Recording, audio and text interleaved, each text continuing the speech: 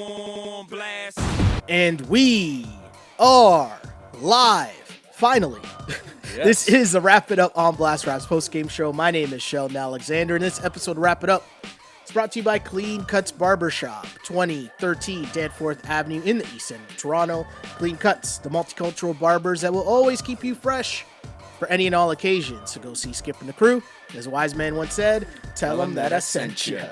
Check them out on Instagram at Clean Cuts Toronto or give them a call, 416-917-4833 to book your appointment now. Raptors fans, we're sorry, man. We're here for you. Ladies and gents, we apologize. 112-101. Horrible night all around.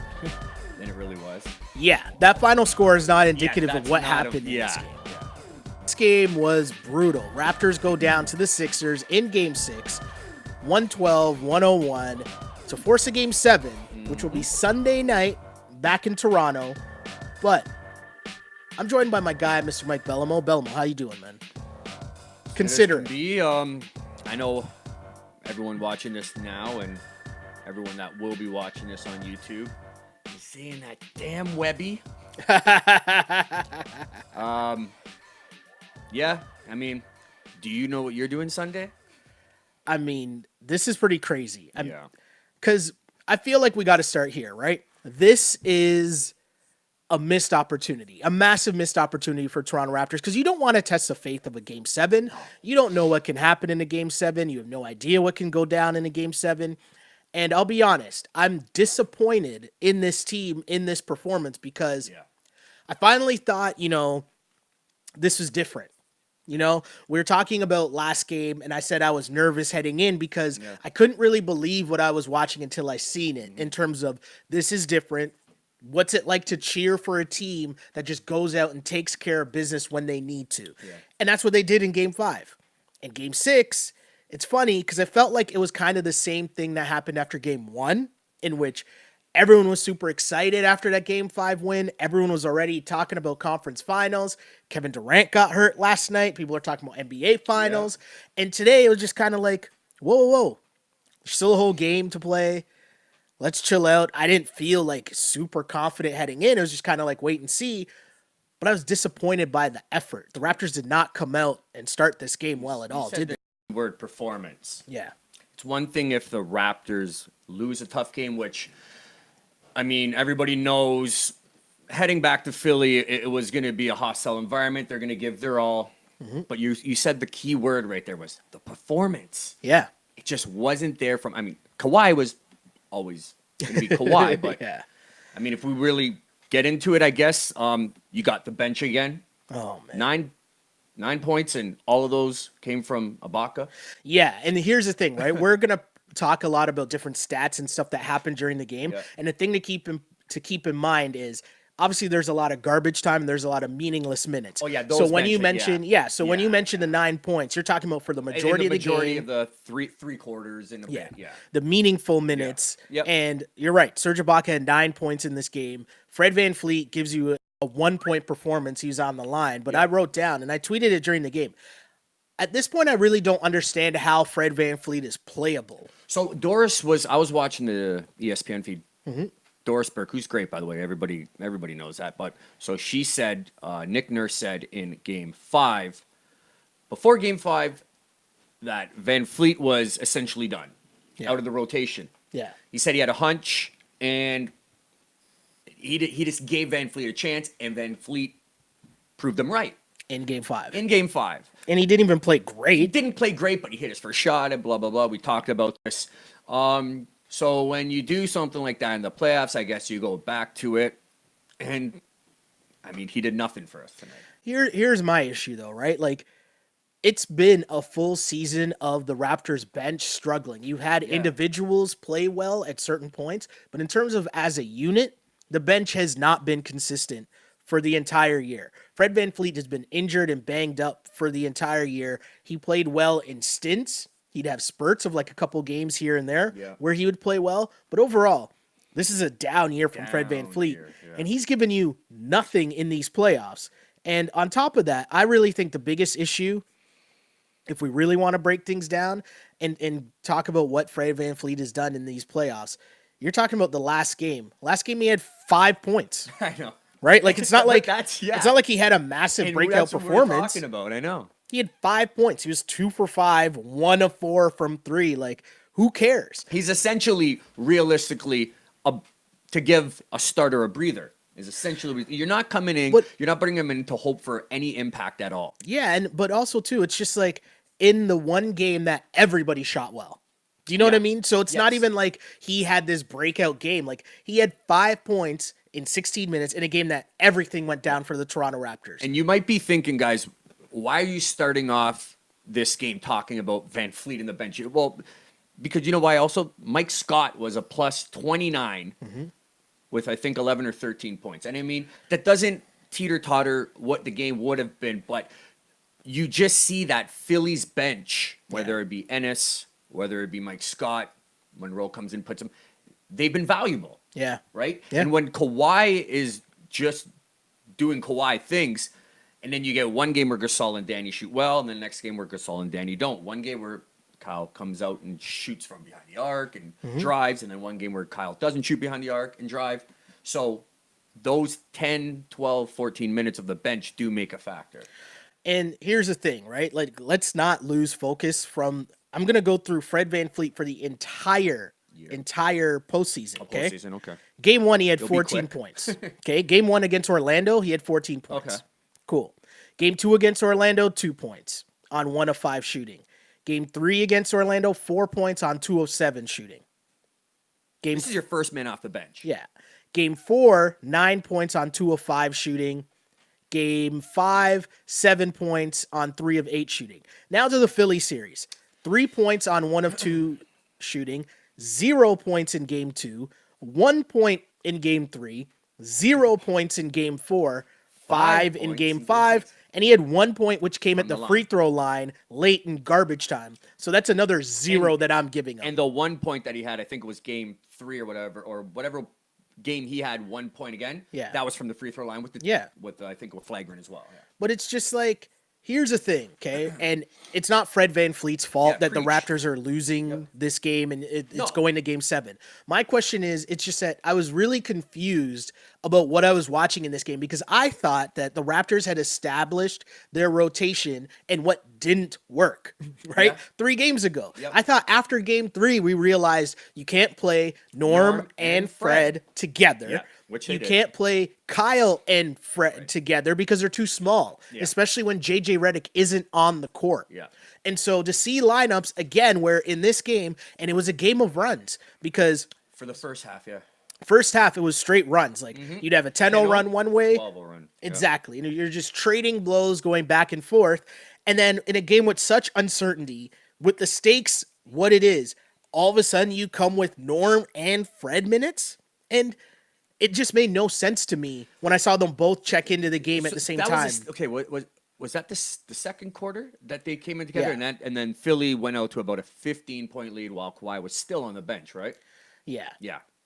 It was just, here's the thing I don't understand, okay? Because what I feel like the main issue is with these guys is now when Fred and Norm are usually on, especially during the regular season, they're also on the court with like Jeremy Lin, maybe Jody Meeks, Serge, but they're like the leaders. They can take whatever shot they want. Now that it's playoff time, they're only on the court with Kawhi and Siakam. Yeah. And they end up just standing in the corner and watching Kawhi. Yeah, because they're pressure-packed situations. They're scared to shoot. Yeah. And then the opposite team sees that and notices that just as we do as fans. Yeah. And so they double Kawhi and Siakam. And here's the thing. If you're going to just stand in the corner, you have to knock down the open shot. Or you have to bust your ass on defense. Yeah, energy. Yeah. Bring exactly what you just said. Energy. Which Philly brought today. Mike Scott, Ennis, those guys are getting on the boards. Yeah. Those guys are getting extra chance points. They're doing all the little things, and you're getting nothing from your bench. But let's be serious, okay? We can blame the bench. We'll talk about the bench. The bench is a big issue. But at the end of the day, if Marc Gasol, Kyle Lowry, and Danny Green all struggle for the Raptors, that's an even bigger issue than the bench, right? Like, they deserve way more of the blame in this game. And you said, what was one of the first things you said when you came in, Mike, about Kyle Lowry? that he wasn't. I said, so you said last game that when Kyle's on, when he's driving to the basket and just shooting that dagger from way beyond the arc. Yep. And there's a couple plays early on in the game where he had the chance to do that, but deferred or second thought. Yeah. Right? Yeah. And right away I knew, and I thought about you, and I'm like, ooh, this isn't a good look for Kyle. We'll call it the wrap it up telltale signs of if you're getting good Kyle Lowry or bad Kyle Lowry. And it's true. He's trying to get the and one foul or get driving downhill, getting a layup, or just shooting in your eye. The deep dagger three. And we saw none of that from Kyle Lowry early. And so, you look at the end of the game and you see that there's a lot of meaningless points and minutes in this game because, end of the game, you're going to say 13 and 6 from Lowry, 5 of 11 shooting. You're going to look at that and be like, but a lot of that was meaningless. Yeah. And if Kawhi isn't, Kawhi was still pretty good in this game. But there's only so much he can do. But if Kawhi isn't the superstar, the crazy Kawhi numbers, the 38 points per game at 60% shooting that he had early on in this, then you need the other guys to step up. Yeah. And Marc Gasol, if we're going to rag on Fred VanVleet, Marc Gasol deserves a lot more flack because my guy basically put up 0. Box score is going to show 7, but those were meaningless Those were meaningless points at the end of the game. Marc Gasol really struggled. And how badly do they need Marc Gasol in this series, especially when Embiid's been so up and down? How important do you think Marc Gasol is to what the Raptors need, especially in a big boy game like this? Yeah, well, we've been talking about it all series. Defensively, Gasol is playing superb on Embiid, right? Clearing him out, blocking him. He made him do in the first quarter, got him to do a travel. It's the offensive side. Like he seemed to break out last game. Yeah. Right? But then again, it was just he went back to his former self of this series. Yeah. Not doing anything. And when you have a game 5 of 4 starters on the Raptors in double figures, and then you have, which was a big key, and then you have, Kyle got his 13, but we're going to discredit that. Yeah. But then you have Danny and Gasol not really playing a factor. There's only so much Kawhi and Siakam can do. For sure. On the other end, 5 starters in double figures for the Philadelphia 76ers. So a couple games ago, I said on one of these shows, I want to see what happens when Kawhi just scores 27. And we kind of saw that tonight. Yeah. Right? He had 29 points on 9 of 20 shooting, which is all right. 12 rebounds, 5 assists. Like, he was good. Like, that's a solid night's performance. Yeah. That's above his regular season scoring average. Yeah. Still fairly efficient. But you don't get anything else, that's a huge L. And the Raptors were getting run out of the gym in this game. And another reason for them getting run out of the gym was Ben Simmons was running and gunning. This was the first time we saw Ben Simmons cooking. And there's one thing I want to point out. In the very first quarter of this game, Ben Simmons had 8 points and 5 assists. For the series, coming into this game, he was averaging 9 points and 5 assists. Ben Simmons, when he's going like that, how much of a boost does that give the Sixers? Well, you said last game about the process on the other end, and now I guess we could look at this game as the process is working. I mean, Ben Simmons, Embiid was a plus 39. Played well, but Ben Simmons was the X factor for them, even though Jimmy was the high scorer. He played his size. He's a 6'10" point guard, 230 pounds. Yeah. He played his size today. He was cutting. He was being physical with Kawhi on him. He was dishing. He was finding. He was energetic. It's hard to stop him when he's playing like that. Now, he is up and down, but it seems that when you do get that Ben Simmons, he gets everybody else going. Yeah, you're totally right. Ben Simmons in this game finished with 21 points, 8 rebounds, 6 assists, but the 21 points comes on 9 of 13 shooting. It's very high efficient, and you mentioned it. Ben Simmons gets everyone else involved, and it was interesting because the biggest adjustment or decision I feel ahead of Nick Nurse going into Game 7 is what do you do with Kawhi Leonard? Because Jimmy Butler's been cooking for multiple games in a row. We saw them try to make the adjustment where they slid Kawhi over to Jimmy, but then Ben Simmons gets going. Yeah. And you talked about it. If Ben Simmons is going, Now he gets everyone else going. He's running and gunning, and they're playing at a faster pace. Then they're getting all hype. Yep. More guys are getting involved. JJ Redick's getting shots. Yep. Tobias Harris is getting open looks. And the Sixers just move a lot better when Ben Simmons is that active. So what do? Do you put Kawhi on Ben Simmons, or do you put Kawhi on Jimmy? So I'll let you go first. When we talked game 3 with Webby on, you asked me what my key was. Yeah. And I said, let's try to see what Kawhi can do on Jimmy. So Jimmy Butler, guys, got 10 points in game 1. Mm-hmm. Games 2, 4, 5, and tonight 6. Jimmy Butler is the leading scorer for the 76ers. Mm-hmm. Okay, Jimmy Butler is a max player. He's a superstar, right?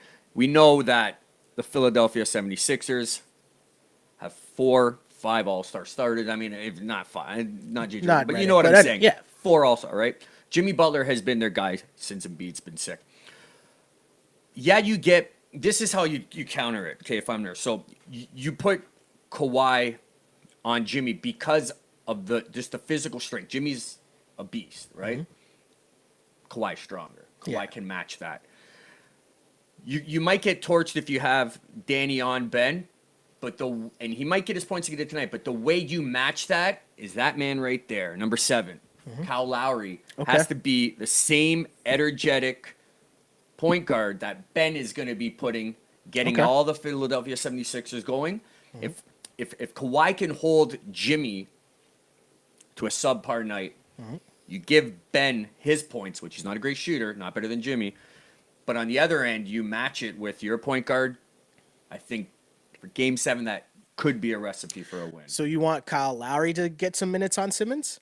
No, I'm not talking defensively. Sorry. So I'm sorry. Yeah. Oh, you're saying match the energy. Match the energy. I see what you're saying. If you're just going to say, let's stop Jimmy with Kawhi, our best defensive player, the best defensive guard in the league, we're going to let Ben cook, who's not a great shooter, but he's going to get to the basket. In turn, if we can have Kyle at home give the same energy to match his points and whatnot, that's where maybe you could get away with it. I like that. And you're right. Kyle Lowry definitely has to be more aggressive, if not setting up himself, setting up other guys, but just being aggressive and being downhill, which I think is exactly what what was tonight. Exactly. And for people who might not understand what I'm saying, when we mean downhill, it's kind of moving north-south, right? Yeah. Like he's going fight into the basket. He's going straight beeline towards the basket. Like he does. Usually ends up on the floor. And when he's doing that, but I'm talking about Ben Simmons in this instance. Kyle Lowry for sure. Ends up on the floor, yeah. Totally true. All the time. You're totally There's not correct. an and one he has that he's not on the floor. Totally correct. And if you're the Raptors, Ben Simmons is successful when he's going downhill into the basket. Kawhi Leonard's done such a good job because he's meeting him at half court and he's guarding him, but making him go east-west as opposed to just going Straight downhill. And when the Raptors made the switch, and whoever else was ending up on Ben Simmons, whether it was Siakam or Danny Green, Ben Simmons was able to beat them, and he was going downhill again and getting his speed up and being able to go. That can't happen if you're the Raptors. So the decision has to come. Cool. Whoever Kawhi has to guard, that's it. But whoever it is on Ben Simmons, you can't allow him to go downhill. Yeah. And if we try to take out the problem, though, is if you try to keep Kawhi on Jimmy Butler the whole game, that's a lot of energy he's got to use on defense. Is he now able to get you the 40 that it appears the Raptors need him to get night in, night out? Yeah, that's a very good point. That's a dilemma, but that's why Nick Nurse makes the big bucks, right? I don't know. Because on the flip side, remember, to start this series, Jimmy Butler was guarding Kawhi, and it didn't matter. Kawhi was giving everyone the business. He went off game 1. Yeah. They switched. They put Ben Simmons on Kawhi, and is it a surprise? No, but I'm saying, like, is it a surprise that once Jimmy Butler came off of Kawhi, he started scoring all these points too? Exerted himself. He had more energy. That's a good point. It's a chess move. So, I mean, right? I don't know. Go back and forth. Yeah. I mean, but you make a good point, and this sums up this series, guys. Exactly what your point is. So if Kawhi guards Jimmy, he may not score as many points because Jimmy is a hard player to defend. Yeah. And if Jimmy guards Kawhi, he might not score as much points. The difference lies in the other 4 players. The Raptors, you don't know what you're getting game in or game out if you're going to get any scoring from your other players. Where the 76ers, you got a lot more options, it seems, in the starting and coming in your off the bench. Exactly.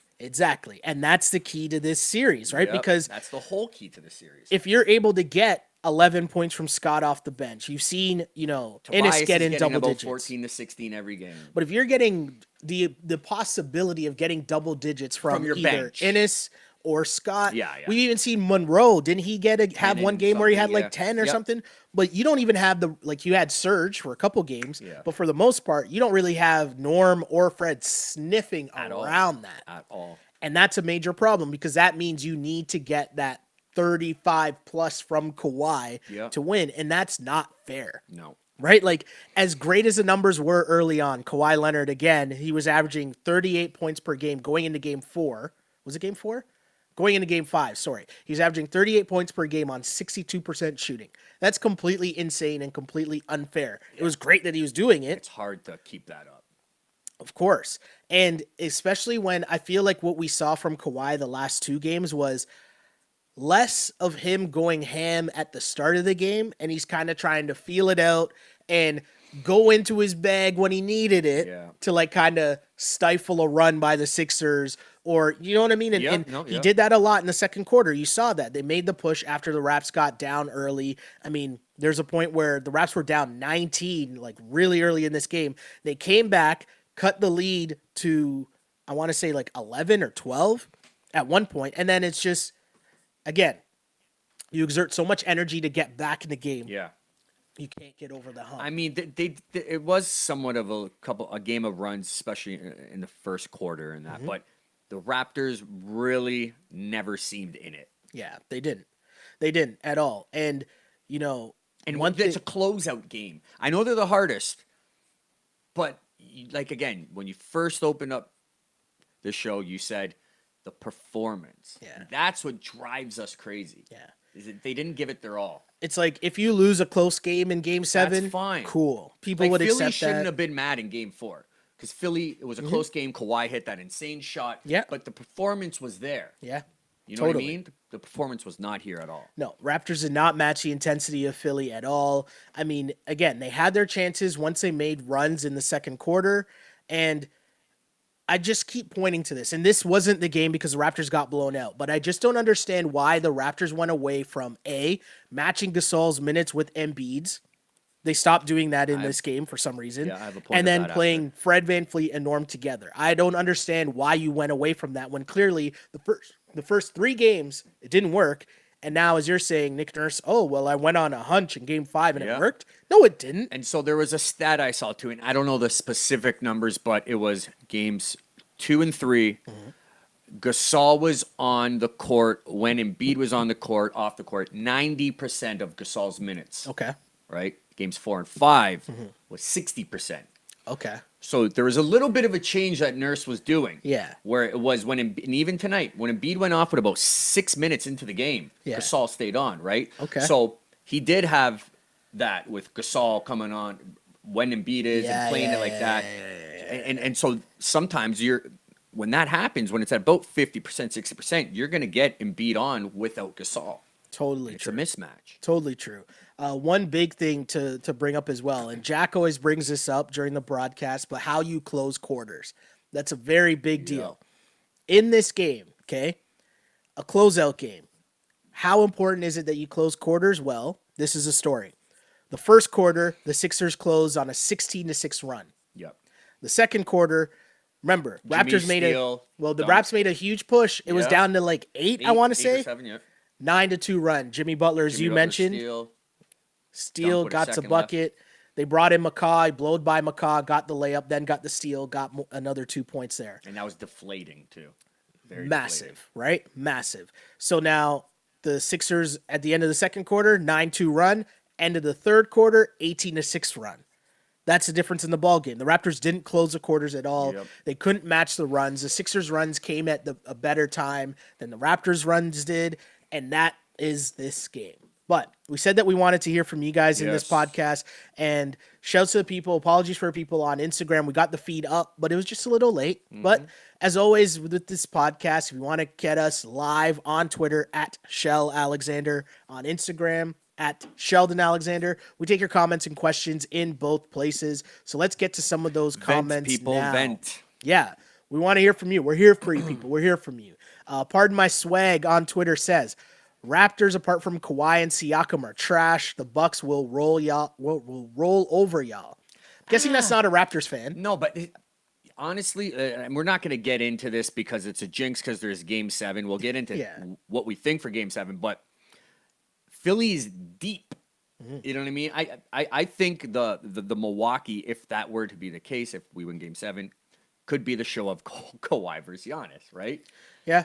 As opposed to I know what seems to be, I know they have Lopez and all that, but what seems to be more of like you're saying after Embiid, or sorry, after Giannis. I mean, it falls off. Jimmy, Ben Simmons, like those guys are all better than anyone else on Brogdon, if they're or Bledsoe. And Bledsoe's Yeah, good. yeah. Anyways, I know what you're saying. We're way ahead of ourselves. Yeah, way too far ahead of that. But the point does remain, outside of Siakam and Kawhi, the Raptors haven't looked good. And if you take this for what it is in terms of what this series has been, it's been more bad than good for the Raptors. Yeah. Like if we're being honest, right? And the reality is, outside of Kawhi and Siakam, Lowry, Danny Green, and Marc Gasol have had maybe 1.5 good games, like scoring wise.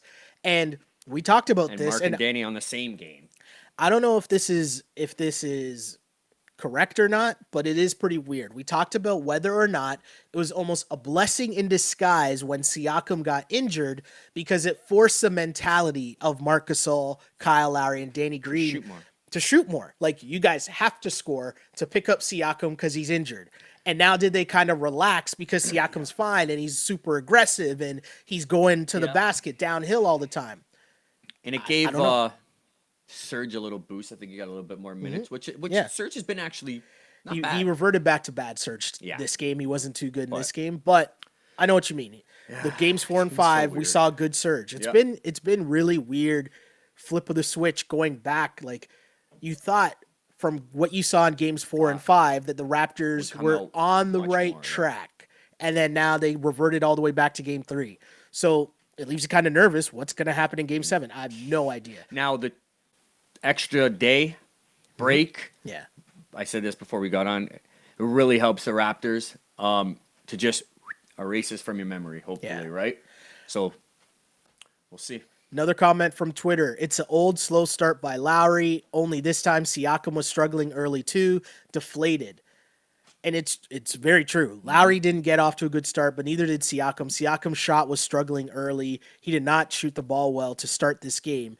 And the thing with Siakam, right? And my guy Jamal messages me all the time and says this. He says he's interested to see what happens with Siakam's game once he actually learns to play basketball. Because right now he's doing it all off athleticism. Yeah. Energy, right? And he's running and jumping. He's outrunning and out jumping people. I said, and that's how he does it. His own shot and then, for sure. But what you see now is he makes a lot of bad decisions in terms of course, Embiid is standing out there and he's almost daring you. Like, you have to figure something out. And when you're cutting to the basket, it's got to be when Kawhi's getting double teamed. You getting the ball and just driving into Embiid isn't doing anything. Taking sometimes silly shots. Very low efficiency shots. And he has to hit the corner 3. He has to. He does. And it would be nice to if when he drove to the basket, maybe he find the open guy in the corner. Yeah. Instead of always taking the shot. Yeah. Which he's been lucky with the floater. He's been pretty good with it, but good point. I mean, he adjusted well, shot 50% in this game, but people have got to also remember, he could be so much better. It's just, what you just said was perfect. Yeah. Sometimes you got to drive and kick. Yeah. And there's too many times I feel like where he looks off guys and he's just focused on getting to the basket. Scoring. And again, you don't want to knock Siakam too much because what he's doing and what he's done this year has been incredible. But if he could add a couple more elements to his game, it comes into a point where, and again, we're not knocking Siakam. Siakam has been amazing. It comes to the point where, and he's very young, but kicking and dishing, the pick and pop, and up to the corner to Danny, which Kawhi does, which Mark does. That stuff shows leadership in small increments. Like, it really does. He is scoring. He's playing fantastic. But when you're looking off players and trying to score, it's a me stat. Exactly. Right? Exactly. And he doesn't have to do it out of the 15 shots. Maybe 3 of them just kick it out. Yeah. Right? Yeah. And it's like having you shoot a tough shot as opposed to a wide open shot guy. for someone else. Because Kawhi, how many times early were you seeing Kawhi drive? He's taking a double team and he was dumping it off to dudes to get easier shots or layups or wide open shots that the Raps were missing. Yep. But that's just a level of maturity, which, Yeah. again, we're asking a lot from a kid who this is his coming out party still, right? Yep. Like this is his first year of having real big boy minutes and responsibilities. Yeah. And it's tough. And you know what? That comes with I'm not blaming or saying it, the media. So the media, the woe about him is his scoring. Mm-hmm. You know, so he's thriving off that. Mm-hmm. So he knows if he has 19, he wants to get 20 or anything. You know, if Doris or other people are talking about just his all-around game, the way he finds open people, like LeBron, the way he've done, then he would then go into the net. He would cognitively be thinking and looking at the open guy more. Because that's what he's been talking about, right? Also, too, it's with growing. Yeah, for sure. And also, too, a lot of stuff I'm talking about, too, has to do with the defensive end, right? Because there appears to be lapses sometimes on defense where if you're the Raptors, you got to know that you can't cheat off of Mike Scott. Mike Scott is a knockdown three-point shooter. Yeah. Don't cheat off of him. Yep. JJ Redick, JJ Redick's going to keep shooting regardless, whether he's covered or not. But you can't have those moments where Mike Scott comes in and he's shooting wide open threes. That can't happen. And you look at the Raptors, 3-point shooting tells the story of the game. They were 2 of 12 in the first half or something. I don't know what they finished with. It was atrocious. They finished 9 for 36 from 3, the Toronto Raptors in this game. That's 25%. Philly wasn't that much better, though, in the 3, were they? Philly in this game were 10 for 28, 35%. Yeah. I mean, where it came from, guys, is the rebounding. They got out-rebounded and second-chance points. Yeah. Right? Totally. Like, I mean, you can't those second chance. They outpace them. They out-energize them. Yeah. It just, again, it comes down to the performance for a closeout game just was not there. And to me, the way that this game went, I kind of wonder, looking ahead to Game 7, who makes the adjustment first? Because there's a couple things here. One, the Sixers came out with a lineup that included Simmons, Tobias Harris, Boban, who was like a minus 25 in like 5 minutes. Like it was terrible or minus 15, I think it was in 5 minutes. Wasn't a good look for Boban. But they had this lineup with their bench against the Raps starters. And the Raptors, that was one of the points where the Raptors made a crazy run to come back in this game. And do you still run that unit out in Game 7 if you're Brett Brown? And then the same question has to be asked if you're the Raptors.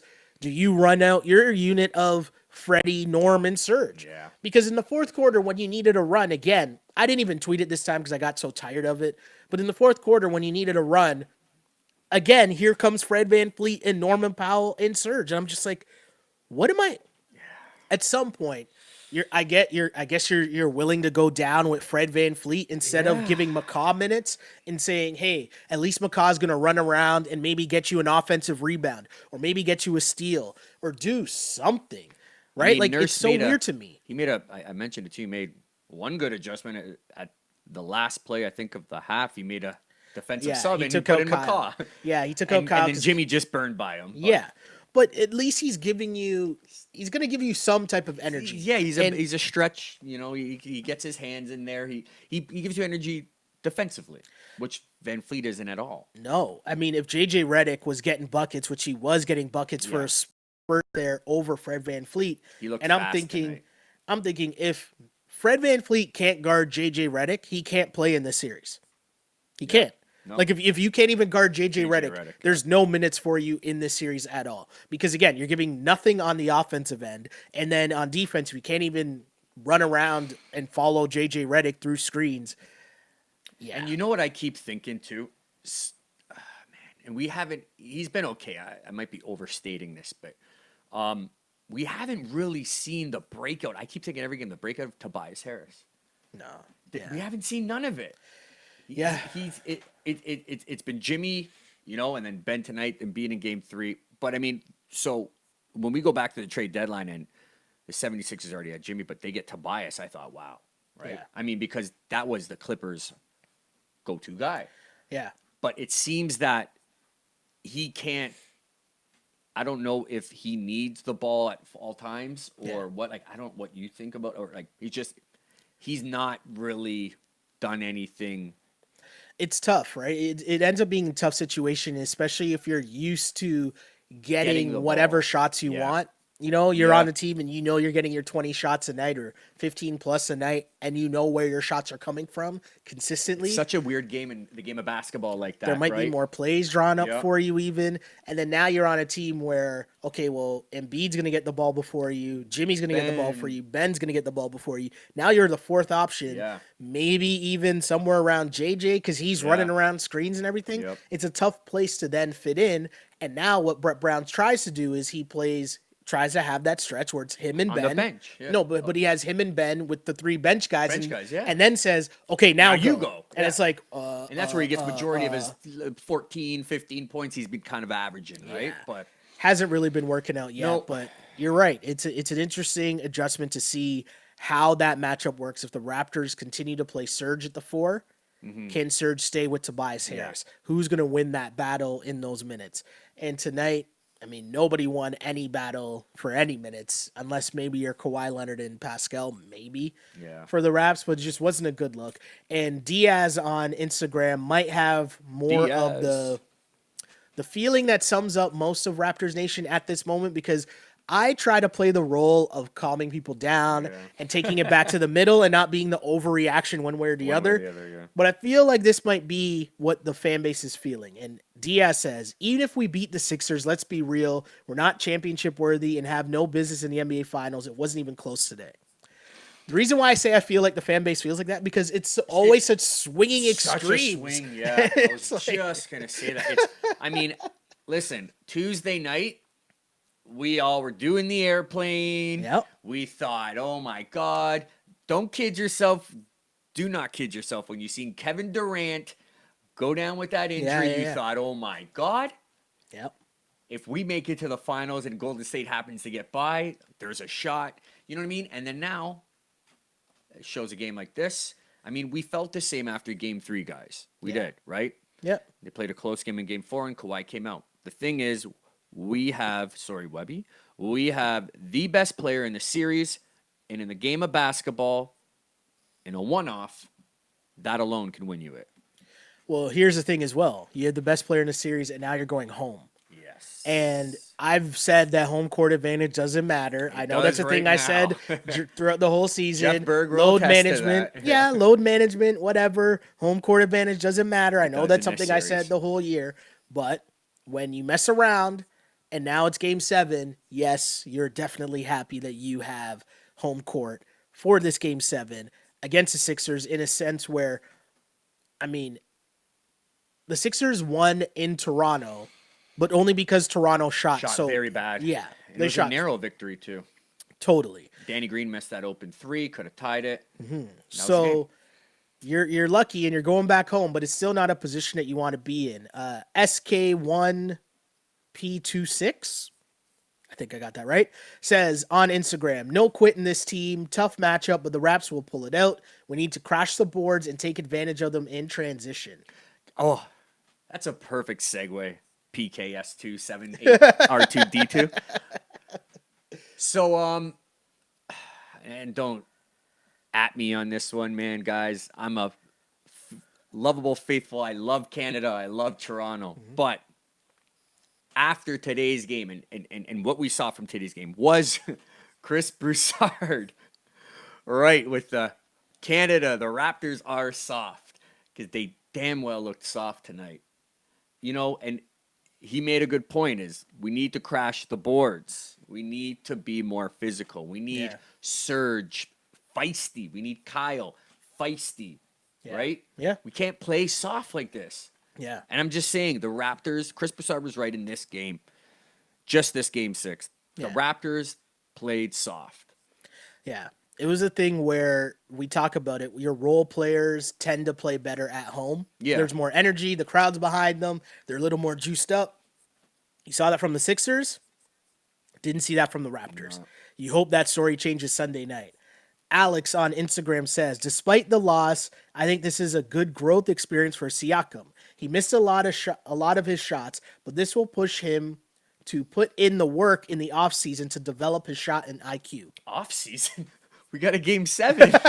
What about game 7? Do it game 7. Yeah, I mean, it's weird. I keep going back to the game where Siakam is hurt, and clearly, we're all applauding Kyle Lowry and Marc Gasol and Serge for picking up Siakam and playing well in that game. And I wonder again if it's just the mindset. They still need to be in that aggressive mindset to shoot and not turn down shots, because especially early on. The other part, too, is when Kyle Lowry and Marc Gasol and even Serge, when those guys are scoring, it's based off of other people helping them out. Same with Danny Green. Do you know what I mean? Mm-hmm. Like, they're not getting the ball and just getting a bucket. No. Someone's feeding them. Most likely it's going to come off of an assist or ball movement. Yep. And when you have that going, that means it's easier for the rest of them to get going as well because they're involved in the play. And Kawhi doesn't get doubled as much. When it's Kawhi and Siakam going, those guys are going all off ISO. Yeah. Do you know what I mean? Kawhi so the other dudes, ISO today, yeah, for sure. And then when you have Siakam doing that as well, now the other guys aren't as involved, and that's where the Raptors' offense really stalled in this game. And when the Sixers are hitting runs, and you have two guys just going ISO, it is a lot more difficult for the other three guys to get involved because there is no ball movement. And I'm not blaming Kawhi. I'm not blaming Siakam. I'm just talking about what I'm seeing on the floor and why the offense stalls at certain points. And those guys aren't shooting. They're not involved in the offense. Get better ball movement. Much better ball movement. And also, I would say, too, I know Gasol usually plays behind the arc, but Embiid was just in the paint and made a couple big blocks. And yeah. Well, I mean, not every play. I like him bringing him out, but sometimes I don't know if I seen Gasol that much go into the paint at all and clear him out. And he didn't Gasol's do a great clear out guy. And make, Siakam or Kawhi or even Kyle for that instance, a good lane to drive in, right? Yeah. Get the and one. I mean, there's going to be big adjustments Nurse is going to do. I don't think this is going to be the same Raptors team, how they played soft and unenergetic. I think we'll see a different one game 7. However, I have a feeling we'll see same energy back and forth. I think this might have been Ben's breakout game. Yeah. And it's going to be a close one. The thing is, you run the risk, and you look at this game and you think about the Raptors' three-point shooting in this series has been around the 32% mark, like not good at all, three-point shooting-wise from the Raptors in this series. And you could have one of those games in Game 7. That's why you didn't want to test the fate of what's going to happen in Game 7. Yeah. Because if you continue to have one of these no-show games from 3 where you're just missing shots, you're giving the Sixers the opportunity to take advantage of that because their game, Jimmy Butler, Ben Simmons, Embiid, their game is more downhill going to the basket, higher percentage shots. Yep. So if the Raptors don't have that going and they're just relying on the threes and missing, could be jam done regardless of where you're playing. Yep. I'll be honest, I'm just disappointed in the effort put out by the Toronto Raptors in a closeout game. Yep. No energy, not enough. I'm not going to go this far, though. Here's a comment from Instagram. This is over. I just don't believe in the others at this point. I'm only happy getting past Philly. My expectations are not going past this team. Yeah, I'm not worried about what's going to happen afterwards or what's next. I'm surprised round. Nobody said the little symmetry of so the game 7's on Sunday against the Philadelphia 76ers to play the Milwaukee Bucks. Rewind to 2001. Yep. Sound familiar? Yeah. Is it anyone's graduation on Sunday? Powell, anybody, like someone's kid's graduation? Because I don't want any distractions. Yeah, I mean, it's a tough one. And the Raptors, at least they get a couple of days to have a reality check to, really dig deep because you have to help Kawhi Leonard out if you're the Toronto Raptors. And you got to look at it and think Danny Green, Marc Gasol, Kyle Lowry, you guys helped Kawhi maybe for 1.5 games out of 6 so far in this series. And that is unacceptable because at the end of the day, and the bench is giving you nothing. So we've lost faith in the bench. We're not even going to rate them at all. Except Serge. Serge is the only. I'll put him in that bubble too, where he gave 1.5 games from the others out of 6. That is unacceptable. And I know this is way too deep, and I've been saying not to focus on what happens with Kawhi Leonard after this season, but you can't be expecting to be selling Kawhi Leonard with this performance of the others right now. It's true. It's not a good look. It's not a good look. Because if he has to go to get 40 just to have a chance, it's not good. Nope.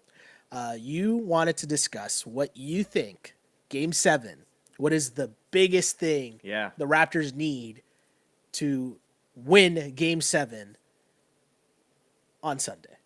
I really, truly believe that besides all the switches and matches and adjustments that Coach Brown and Coach Nurse have to do, I believe it's crucial for the Raptors to come out in the first 12 minutes and dictate the game. Yeah. It's Get funny. the crowd hype. It's great that you bring that up because there's a stat to back that up. The team that has won the first quarter in this series has won every game. The team that has won the first quarter of every game in this series has won every game. Listen, we got 30 plus years on this earth in Toronto, okay? Loving sports. We all know how Toronto fans, passionate fans are. We're nervous, and we have every right to be. Besides 92 and 93. Yeah. You know what I mean? Heartbreaking losses. We get nervous. Oh my God, all you think is ahead is what are we going to be talking about on Monday morning? No. What do we need? Right? So Game 5 was exactly what we need. Just fun, hype, get that lead, start off great, because the last thing you want is heading into the fourth down 6 or 7. Yeah. Yeah. It's going to be quiet in there, I'm telling you. Yeah. For me, the biggest key, I'm going to say two things heading into a Game 7. One, Kyle Lowry. Yep. Kyle Lowry was the key cog in this era of the Toronto Raptors. I know that people say that DeMar DeRozan was the face of the franchise, which is cool, but I feel like this run started because Kyle Lowry led them into this era of Raptors basketball in terms of being back into the playoffs. And if you're Kyle Lowry, these are the stakes, because if the Raptors lose this game on Sunday, the whole thing could be done. If Kawhi's gone, Serge said this earlier this season. He said in the season, right? Yeah, if Kawhi's gone, everyone's out. Everyone's out. Gasol might not re-sign. The whole thing's done. Kyle's probably getting traded. And I'm looking at Kyle Lowry and saying, hey, he will be the person that we remember the most in terms of this era of Raptors basketball. And it's the microcosm of the entire situation, because I feel like he sets the tone for this team early. We know we're going to get 30 from Kawhi. We know that already. We're going to get 18 from Pascal. Cool.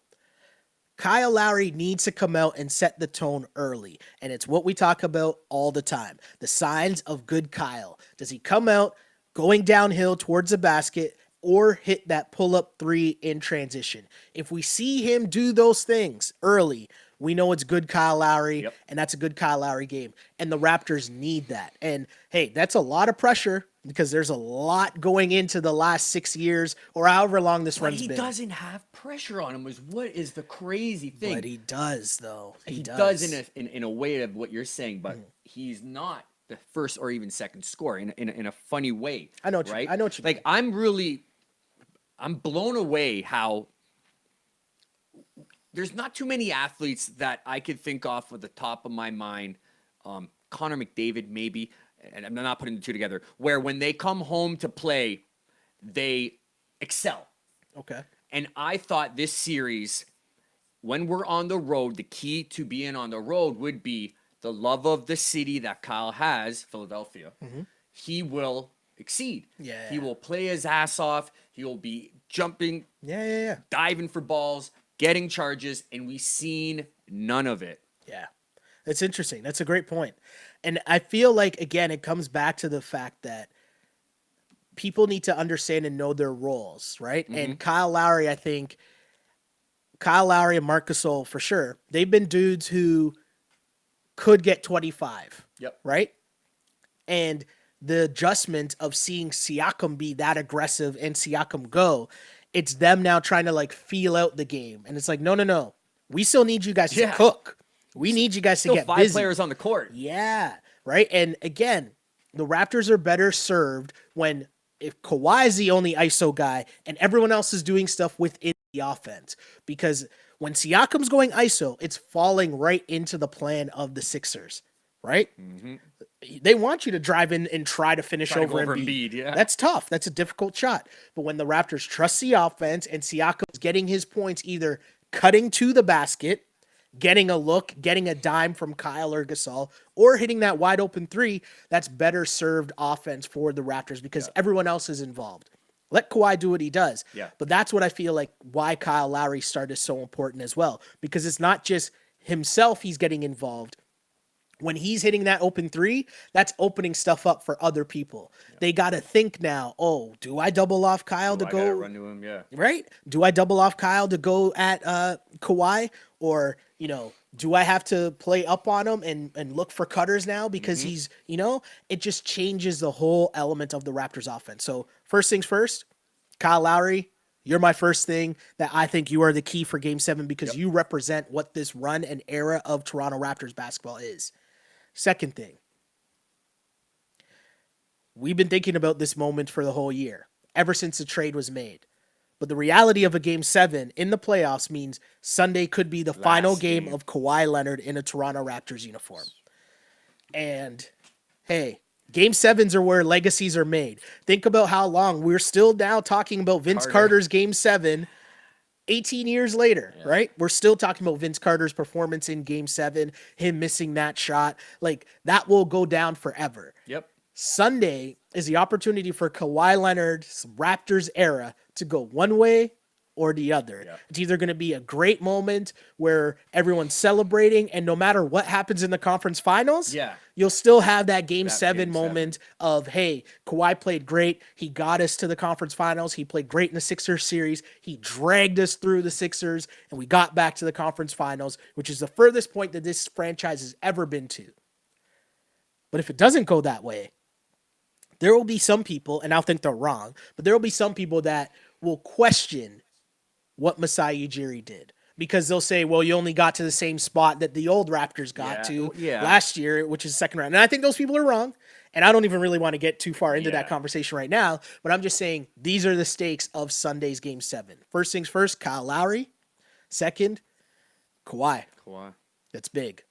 I'm excited. Like, it's a nervous excitement, but that's gonna be a crazy, crazy game, and the crowd better be rocking. They better be, and I'm sticking to my guns, and it's so cliche, but you got to dominate that first quarter. Yeah. You can't be down 8. You can't be down 4 at the half. Yeah. You can't be tied going into the fourth. Mm-hmm. You can't be down 2 with 2 minutes left. Yeah. No more fouls to give. You know what I mean? Like, I know the crowd is going to be their stomach turning. Yeah. Right? Yeah. So be there early. Be there at the start of the third quarter as well, people. Be in your damn seat to start the third quarter. It's Game 7. and if people that are listening that are going, if you don't think that makes a difference, believe me, the crowd makes a difference. Yeah. Yeah. All those runs matter, right? Every time the Raptors cut it to 8, it went back to 19. The Raptors would cut it to 12 and went back to 17. The crowd was there for Philly. The crowd was there when the Philly needed it, and the Raps got to do the same. And we talk about this podcast and Game 7 in terms of from the Raptors standpoint. The Philly version of Wrap It Up, Sixers It Up, or whatever it would be called. Six It Up. Philly It Up. Six It Up actually could be a Toronto show too. But True. They're having the same conversations because if they lose, Jimmy Butler could be gone. There's going to be a lot of finger pointing at Joel Embiid for his no-shows in this series. Ben Simmons has had one good game. So the stakes are high for Brett Brown could be out of a job. Yeah. Like the stakes are high for both teams. So that you're talking about nervous tension. It's going to be on both sides. Yeah. Oh, Philly went all in getting Butler and Tobias. Yeah. Oh, the start is going to be key. But we'll be back here on Sunday to discuss this. Yes, we will. Whatever happens in Game 7. Hopefully we'll be talking about a Raptors win, and hopefully we'll be talking about another Danny Green game, a Kyle Lowry game, Kyle Lowry game. Marc Gasol hopefully outscoring Embiid. We'll take any of that. Any Raptor positives, cool. Hey, maybe a Fred VanVleet wants to show up. Yeah, Who knows? 5 points again. Yeah, I mean, Nick Nurse thinks 5 points means Fred's back. I don't know. I'm still baffled by that. But anyways, positive energy. We'll try to put forth positive energy from now till Game 7, Yes, right? definitely. Mikey, where can the people send you the positive vibes of a Raptors hopeful Game 7? Positive vibes. Hit me up, YouTube, like I always say, the community. Big shout out to you guys. JB, Jeff Berg, all the guys there. Yeah. You always comment, react, and We read them. them. Yeah. Them all. Yeah. We love it. The Instagram people, you can hit me up. Mike Bello _6. Add me up, guys. Any more followers, add me up. And of course, thanks you guys for tuning in. You can follow me where you follow and watch this podcast live on Twitter after each and every Toronto Raptors game. Thank you guys for rocking with us live on Twitter at Shell Alexander. Same thing goes for Instagram at Sheldon Alexander. Really appreciate it. And of course, if you can't get to the podcast live, it becomes available for you. You're listening for your ears and eyes on YouTube, but also on SoundCloud, Google Play, Apple, all that fun stuff. Just search On Blast Podcast to find that feed because, hey, we're here for you guys. Some consoling, you want to vent and listen to what we think, that's the place you do it, right? And we'll be here again on Sunday. So thank you guys for tuning in because we really appreciate it. I'm going to stress this for Game 7, and I know that I'm going to be super stressed. I know you're going to be super stressed. The whole fan base is going to be super stressed. And I'm going to say this, and because I'm going to try to convince myself. I'm going to try to enjoy Game 7. Yeah. Because here's the thing. It As could be fans, this is what we Kawhi's want. last. This is what we wanted, right? We I don't wanted know. Kawhi. No, but I'm saying we wanted Kawhi. We wanted a team to make See runs what to he can do, yeah. championships. It's never easy. Yeah. We got an NBA Finals MVP on our side, on our home court, Sunday night at 7. Yeah. We got this. And the reality is, you got to remember, I know we would have loved for this game to be a Yes. blowout, Raptors win easy, but go back through history. LeBron winning was never easy, right? The Spurs winning was never easy. Lakers, Golden State. Boston Golden series, State had to get Kevin Durant to make win, their yes. win championships easy. The They had to journey- have 4 All-Stars to make it easy. The journey is always difficult. obstacles. So this is what we wanted. We wanted the smoke of a big-time real team having a run. We got it. Game 7, positive vibes. Sunday night. Hopefully it's a Raptors win. Raptors win in Game 7. I really did used to pray for times like this to rhyme like this. This is the Wrap It Up on Blast Raps post-game show. As always, unpolished and unapologetic. Until next time, see ya. Please, Raptors, Game 7. Peace, guys. On blast.